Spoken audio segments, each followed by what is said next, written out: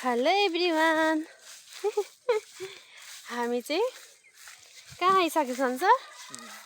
आज खेतबारीमा आइसकेको छौँ परदेखि हाम्रो यो चाहिँ हाम्रो खेत हो नि त अनि हामी हेर्दै आएको अब हाम्रो बाँसघारी छ बाँसघारीमा चाहिँ के छ अरे तामा छ अरे के संसारले भन्नुभएको तामाको खोजीमा आएको छौँ तामाको खोजीमा आएको तामा साह्रै मिठो लाग्छ मलाई सब्जीमा त्यो भएर अब छ कि छैन चाहिँ अब हेरौँ है त छ होला हुन त यत्रो बाँसघारी छ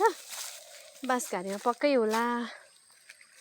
आजको हाम्रो टार्गेट चाहिँ यो एकदम ठिक्कको हुन्छ होला बाँसको सब्जी फाइनली हामीले फाइनल सब्जी आज भेटिसकेको छु यो तामाको चाहिँ आज सब्जीमा हामी तामा मच्छर कति सिना खालको कमिला रहेछ क्या खतरा टोकी गयो नि प्रभु त्यसै खानु त्यसै जेले पनि आफू बचाउ चाहिँ गर्ने क्या यसले नि कमिला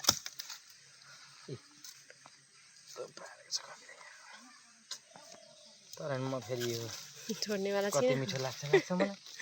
तामा हैन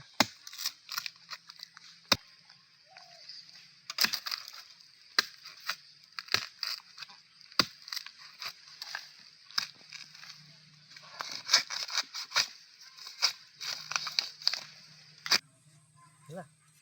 यस्तरी टक्क तास्नुलाई हैन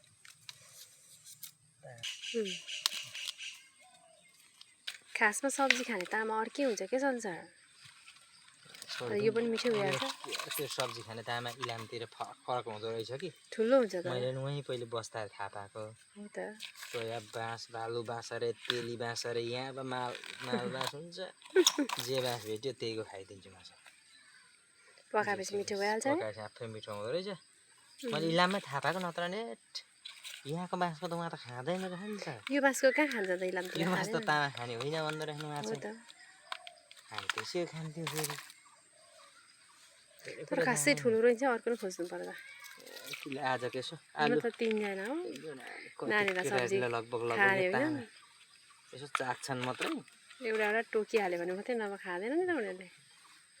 सबैको होला नि केटाकेटी सब्जी नखाने चाहिँ हाम्रो यति आदि त म खान्छु है तामा यति त खानुहुन्न भनेको लगभग जान्ने अर्को पनि लानुपर्छ यसो विचार गरायो भएर फेरि पुगेन भन्ने चाहिँ पाइँदैन फाइनली रेडी भइसक्यो ओके